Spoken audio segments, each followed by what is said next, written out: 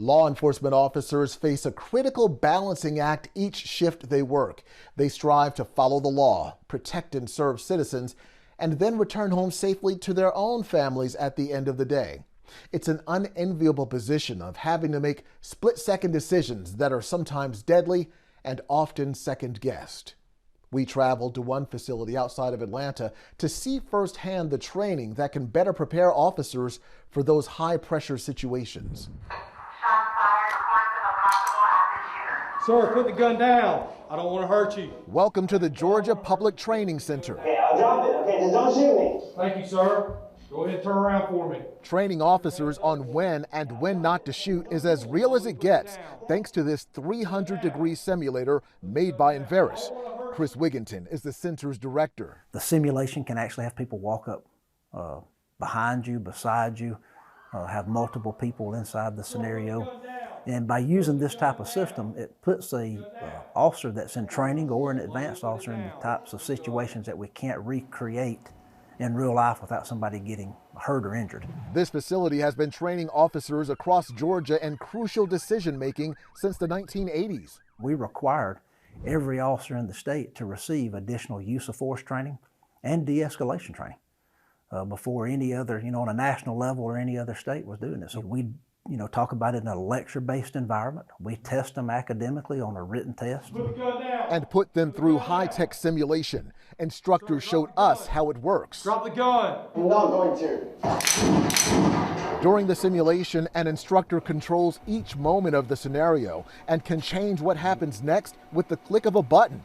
Here is where costly mistakes are revealed before they happen in real life, as I learned firsthand. While standing in line at your bank, you notice a man acting very strange and nervous.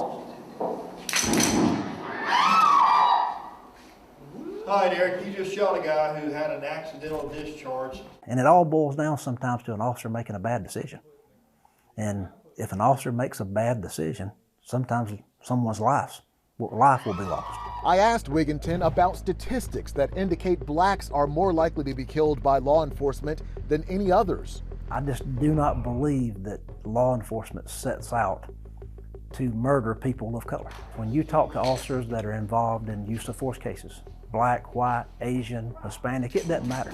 Every one of them will tell you the same thing, that when that situation started to escalate, color or creed had nothing to do with the decisions they made. It was all about survival and staying alive. Stop moving! We talked specifically about 3 high-profile cases in 2020. First, the case that electrified the nation, the killing of George Floyd. What happened there was not justified, and I think it was very shocking to not only the law enforcement community, but to the nation.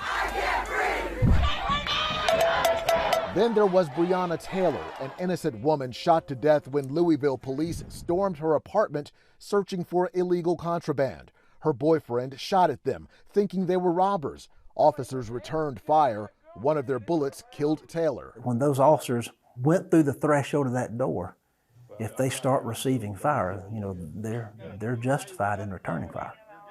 And I asked somebody the other day, how many rounds should an officer take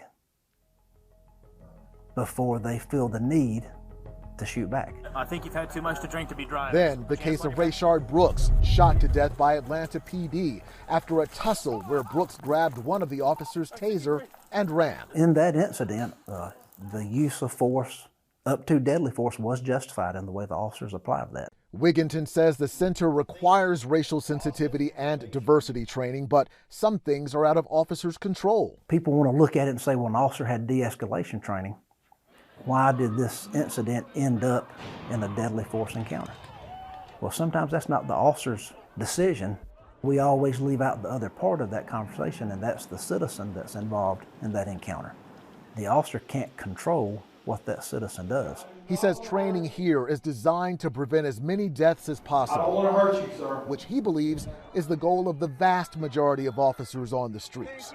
And I think about this just a minute. Do you think there's a police officer that wakes up and puts on their uniform and says, today I'm going to go out and murder someone? I just don't see a police officer that wakes up that wants to get involved in a use of force situation. Law enforcement officials say it's important to remember the emotional toll officers suffer when they shoot and kill someone. That's something they have to live with for the rest of their lives. And that's when a different kind of training or therapy comes in. Even then, some can't recover and are forced to give up their careers. Eric Phillips, CBN News.